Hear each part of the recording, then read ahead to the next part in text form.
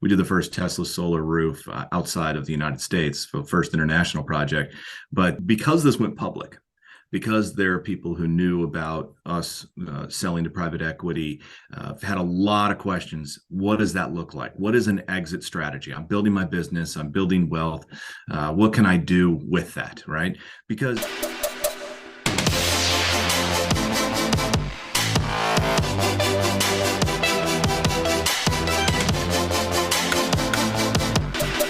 Hi, this is Daniel Lakstins, and you're listening to the Roofing Business Builder Podcast.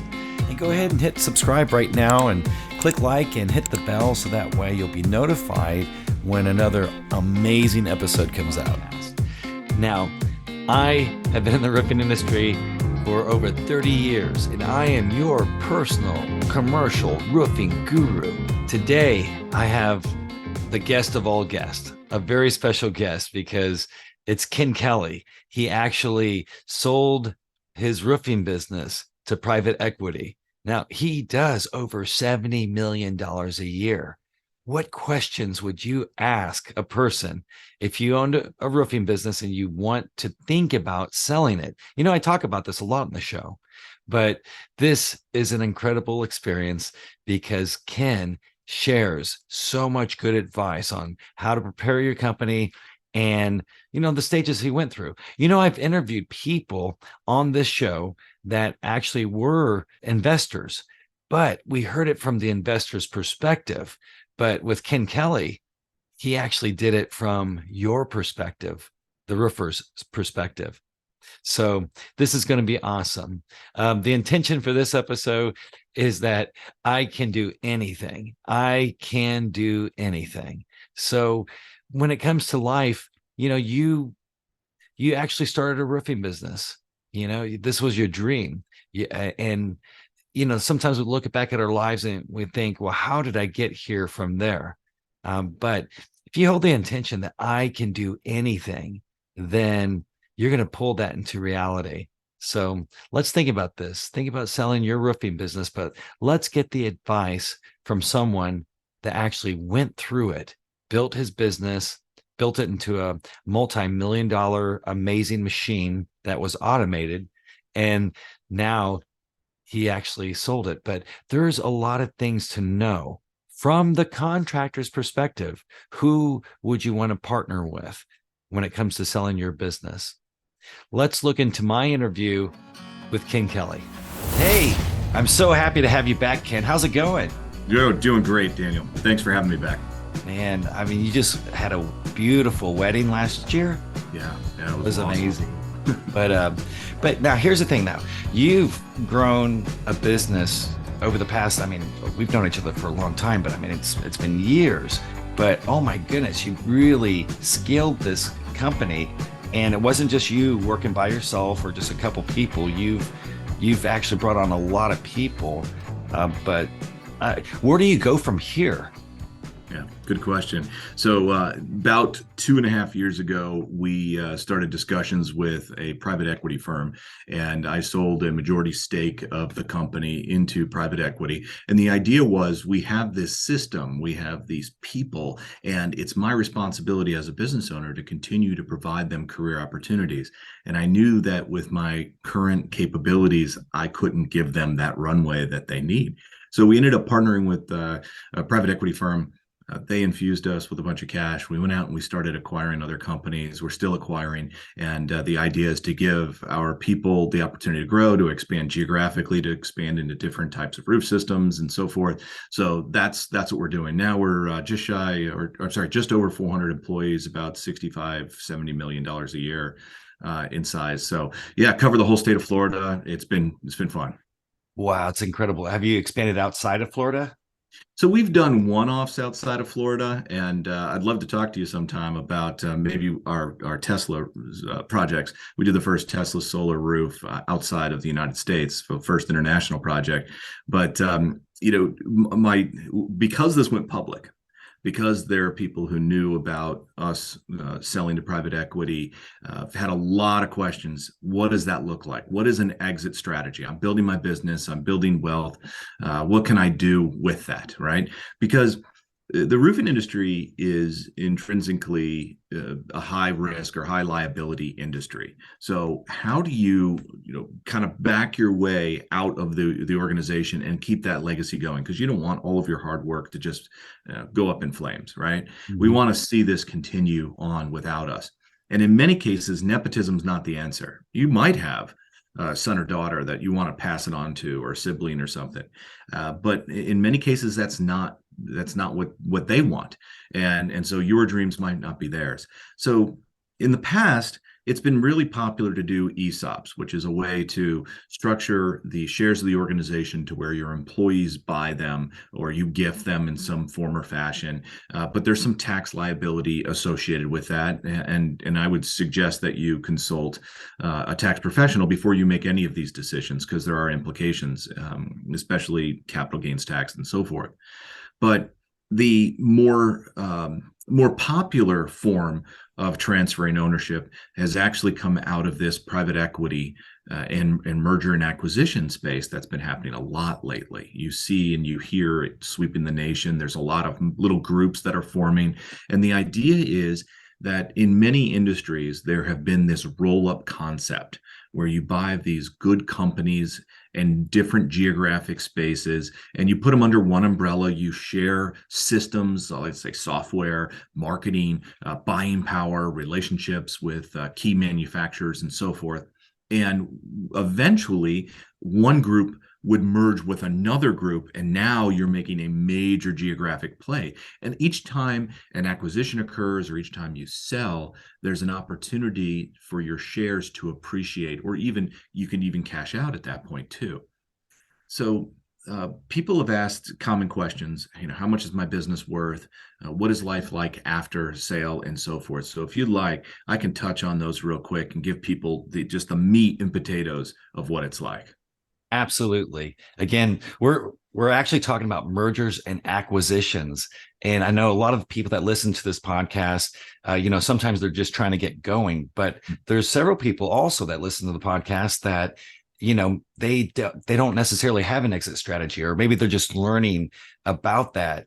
And what you just came up with explaining was really enlightening, for people, because it's like we did. I mean, my grandfather was a roofer, and so that's how I got into the industry. But I have a friend and one in Texas that he's got a business, but his daughters aren't necessarily going to take over the business, and so this is really good for some of those family-owned businesses, of a strategy that they can not only take care of their family legacy, but also do something like this. This is a great idea. And so one I wanted to ask is then, we can go in a little bit more detail on that, how that merger and acquisition works and how they need to later on. I want to talk about how to prepare their company and mentality to get to that point, because it's not going to happen overnight. Perfect. Let's start with the process. So if you're interested in potentially selling your company, probably you've already been hit up by some private equity firm saying, hey, we're interested in looking at your business and making an offer. And that's great. But what I suggest is starting with a business broker. A business broker is very much like a realtor. Okay. Whether you own property or you just own a business and you rent, the business brokers know the industry and they will help you walk through the pitfalls. They're also going to bring to the table two things that I later found value in that I didn't realize was going to be value. So they're going to do their spiel, but I'm going to tell you the two big benefits to somebody who's a business owner who's going to go down this path. Number one, they're going to bring a lot of players to the table.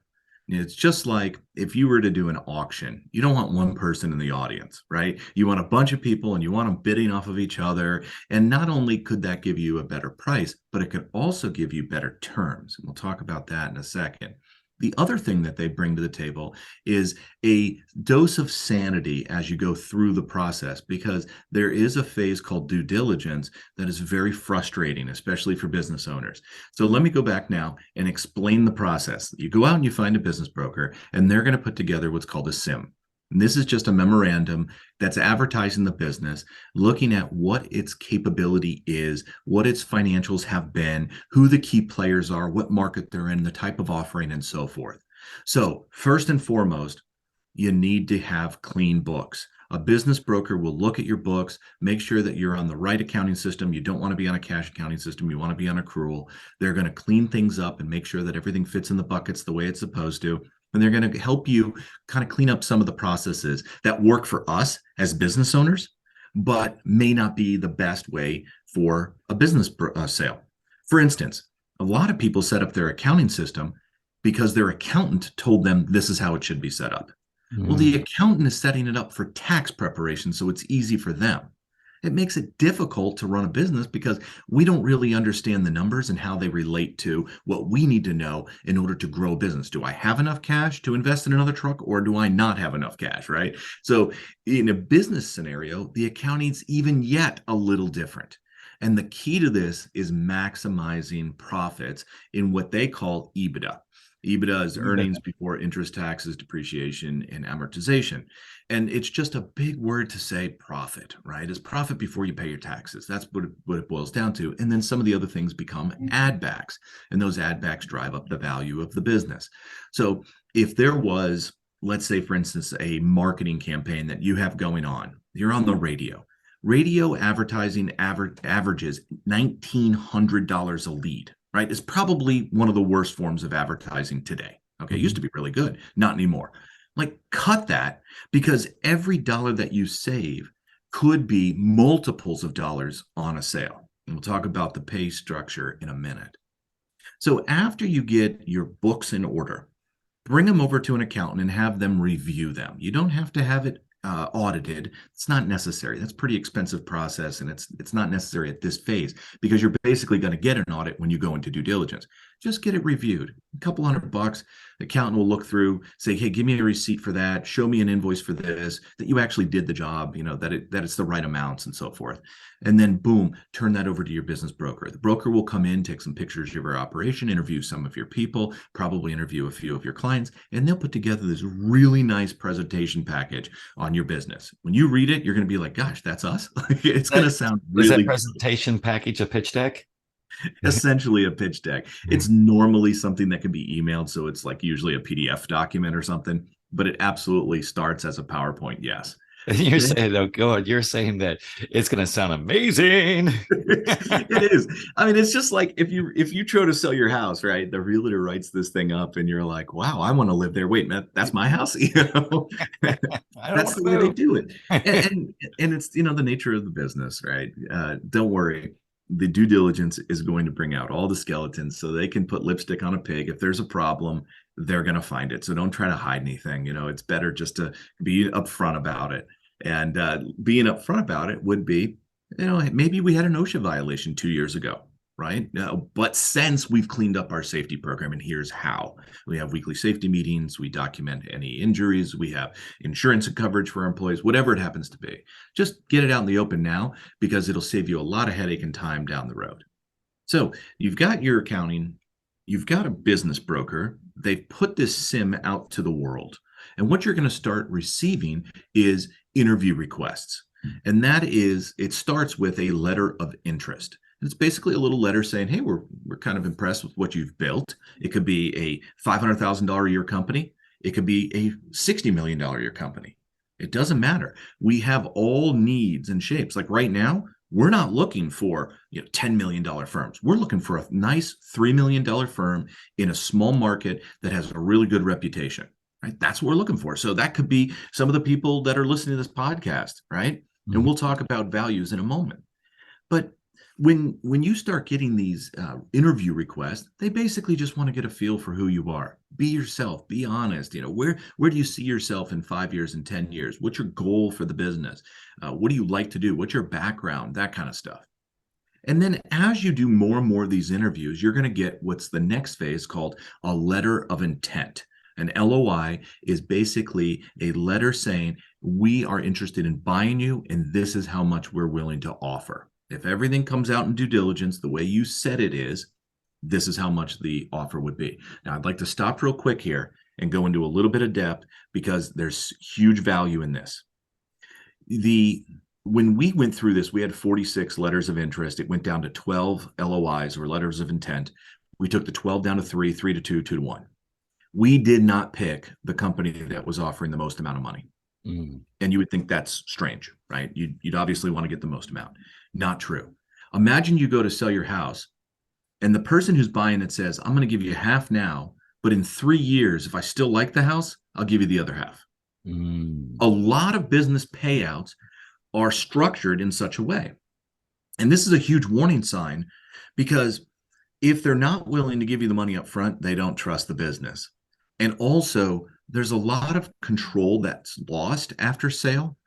And then you might not be able to control what that trigger is in order to get the rest of your money. It might be, hey, you do at or better than what you've been doing for an average of the last 3 years. Sounds pretty fair. I'm pretty sure I can continue to do that. But then they go in and they change the accounting system and they start accruing funds and paying expenses that you never had before, but they're really just buckets that are holding in case there's an issue, and it drops your profit margin. You're like, wait a minute, no, that's not, you don't have control over it. Now all of a sudden, you miss out on the other half of your payment. So there's going to be a lot of those type of games. Your business broker will help you navigate through those games to see what's true and what's achievable and that kind of stuff. Once you have a baseline price set, then if they want to put on top of that an earnout, saying, hey, 3 months from now, 6 months from now, a year from now, if you increase the business by X in revenue and X in profit, we're going to give you, a bonus for doing that. And that's great because the last thing they want you to do is to take your money and go on a vacation for 3 months and then the business falters immediately after acquisition. So those are fine, but be careful how they structure the payment. Now, let's say, for instance, you pick the company, you're like, this sounds like a great partner. I want to be part of their network, or I want to be part of that firm. And you go into what's called due diligence. This is probably going to be one of the most stressful times in your entire life, right? You thought you worked hard in the beginning of your business, getting it off the ground. This is going to be harder. What happens is they take a fine tooth comb and they go through the entire business. They go through its history. They go through any liabilities, any employee injuries, OSHA violations, any customer complaints, any legal lawsuits, any vendor bills that have been delinquent. They go through everything. You may have got everything on track. It may have been a blip because of the economy, right? It doesn't matter. They're going to want proof that it's all taken care of. And after they buy the organization, there's nothing that can come back and hurt them. Now, here's one thing that you want to know and why this is good for you. If you disclose that you had an employee injury 2 years ago, nothing came out of it. He was back to work a week later. Still disclose that, because if later an infection turns out to be something that's serious and you got brain-eating amoeba or I don't know, whatever, and it's a massive lawsuit, the fact that you disclosed it during due diligence washes your hands of it, and then now it's on the new entity and their responsibility, not yours. So disclose everything, even if you think it's a minor thing, and that's a pain. Now, one more important thing about due diligence. The payouts are based on what's called the trailing 12 months EBITDA, your profit for the last 12 months. And that 12 months goes right up to the day you sell. They literally do a calculation the night before, and they say, okay, this is profit up to today, and the next day you close. Well, if you spend 3 or 4 months going through this due diligence process, which is very realistic, like the 60 is probably the fastest I've ever seen. So let's say 90 to 120 days. If you spend 3 to 4 months distracted from your business, you're not out there selling, you're not out there watching the cruise, you're not out there collecting funds, all of a sudden the business starts going down. You miss what could be big bucks in your pocket because you took your eye off the ball. So having a business broker helps you get through that because they take some of that off of you. You're like, hey, listen, here's access to my Google Drive. All the documents are in there. Just go find what you need and get it to them so I can focus on running the business. It's worth that 5 to 8% that you're going to pay on a broker fee for that. The last piece of this is the closing. It's fairly non-eventful. It's just like you go in and sell a house. You sit down at a title company or maybe even your own office. You sign a bunch of documents. You're on a Zoom call. The attorneys say, we are officially closed. The next thing you know, an hour or two later, you get a sum of money wired into your bank account, right? And then that starts the next phase of your career because now you got to figure out how to protect that and invest it. But that's pretty much the process. Any questions on that before I get into valuations? No, but I'm just going to comment that, for everyone listening, this really makes a lot of sense, Ken, because I mean, I love the illustration that you're using for it's like if you're selling a house, but, people don't understand the roofing industry. So we're always telling a building owner that, hey, don't try to do this yourself. We know what we're doing. We know all the pitfalls, mistakes, anything that could happen. We've been there. We've done that. There's no way that you don't even do architects, for example. Architects have to hire someone that has our knowledge because they don't know how to do plumbing. They don't know how to do roofing. They're not trained in that in school. They're trained in designing buildings. And so here's another good thing is if a roofer realizes that there's value in paying a commission to your salesperson, then do you not see the value in paying a commission to a broker that knows how to do this part of the business? You know how to do roofing. The broker knows what they're doing. One question would be is how, you watch movies or different things, they always show worst case scenarios, or there's always terrible, evil people out there, especially in business, and that there's so many greedy companies. But what I'm hearing from you is there are so many legitimate, good people that just know business that you're going to be able to find a good venture capitalist, or is it venture capitalist we're going for that's going to buy this? Mostly private equity. It could be VC, but mostly private equity. Private equity. You But know, there are if good you, people out there. They just want a place to park totally. the money so they can keep growing their money. And that's exactly what's going on right now. If you think about right now what's going on in the market, we're on a downward trend. If you look at bonds and stocks, I mean, they're not really putting out any money. And with inflation at 5 points, you got to do 10 on your return just to get 5 back. So yes, the only place that they can put money right now is in businesses. That's why there's so much out there. And look at all And the up until businesses out there. Which is the most profitable business out there? I mean, roofing is a very high profitable business. I mean, it's American dream, in my opinion. Yeah, absolutely. You're exactly right. The one thing that we have that they're not used to is a little bit of seasonality. We tend to go up and down. They like to see more of a consistent, slow growth. So there's a learning curve there for PE firms. But if a PE firm already has a roofer on their books, then they probably already know that. So here's one thing that you really need to know. Only about 15% of entrepreneurs make it more than 1 year post sale. Okay. And that's What because happens? we're not used to having a boss. Uh, They come in with bigger ideas. And because their sometimes, ideas work. They're proven and tested, so they know how to make this work. So, but it's yes, hard for us because we're used to making our own right. decision. Right. They're thinking much bigger, right? So to give you an idea, we had an issue where we weren't getting tile. There was an issue where tile was out 16, 17 months, especially flat tile. And, our PE firm come and said, how much is a tile manufacturing facility? We'll fix this. I'm like, I have no idea how to run a tile manufacturing facility, but that's the mentality that they have, right? So we ultimately did not end up buying a tile manufacturing plant, but that's the mentality. So That's cool. how much is your business worth? It kind of fits into brackets, and please don't hold me to this. I'm just telling you kind of a roundabout. This is what the market's at. If you're let's call it a $1 to $3 million a year company, and you're probably dropping 10% to the bottom line in EBITDA, you're probably looking at a trailing 12 months multiple of those earnings of about 3x. So if you made, let's call it 10%, you got $100,000 that you took home for your family, which is really great. Those are good numbers. Anytime you get to double-digit profit in the roofing industry, you're doing very well. That 3x would be $300,000, in a sale price. All right.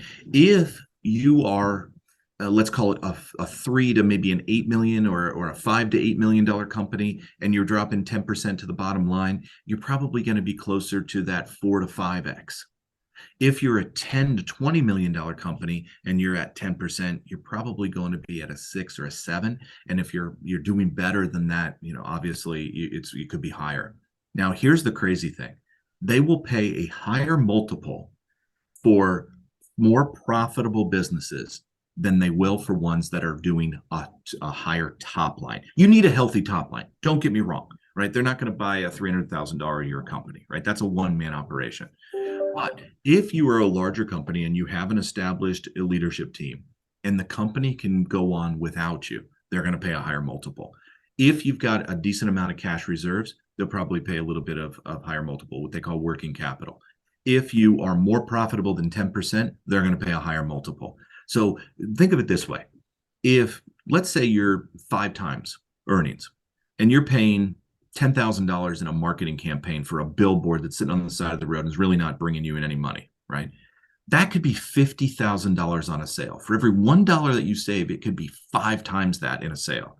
So really look at your profitability and see what you can do now in preparation for an eventual sale, whether it's a year from now or 5 years from now. It's really going to serve you well. And at the end of the day, you decide you're not going to sell.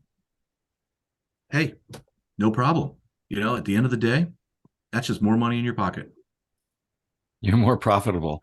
That's it. That's So, it. the other question, a lot of roofers may have this question. Do you, is that multiple, we're talking, so 3 times is 3 years. And just to clarify that for some, but also a lot of times they hear that you're going to get paid 3 times or 5 times on the gross receipts of the company, or are they going to be paid 3 to 5 times on the profit of the company?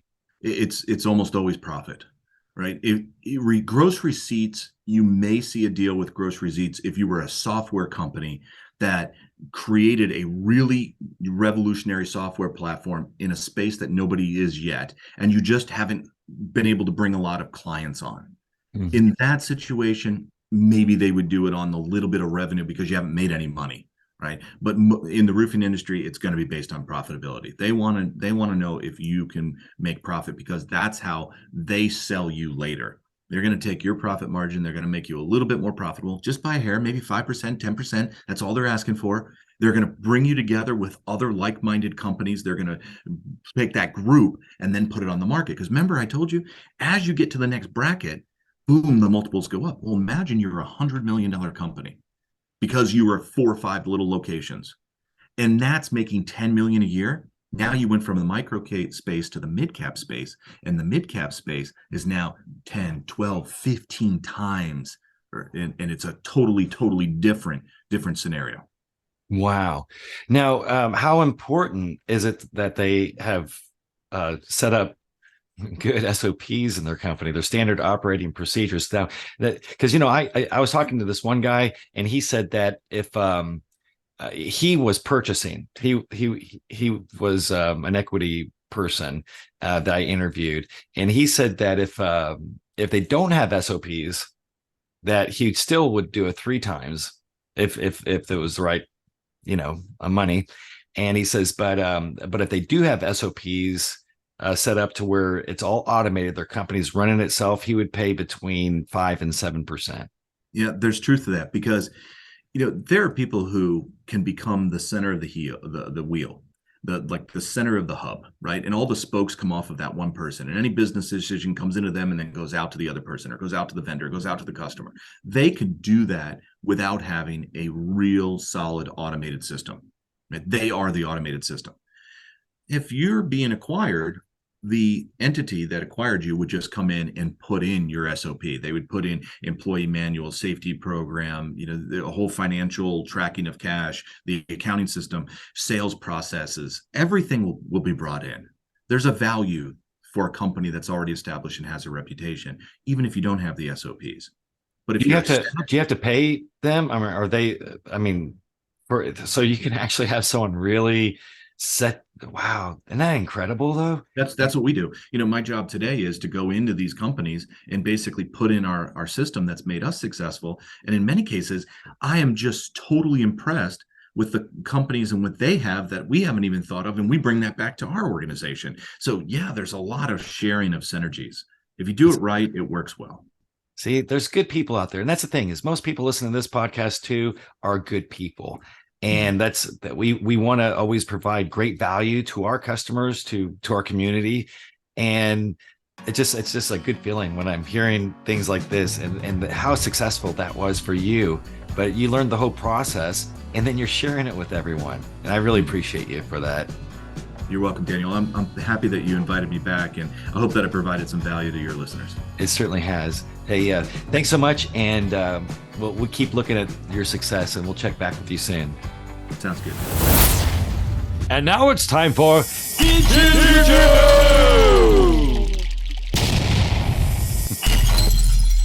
Did you know that in the roofing industry, We have seen a significant increase in mergers and acquisitions over this past decade.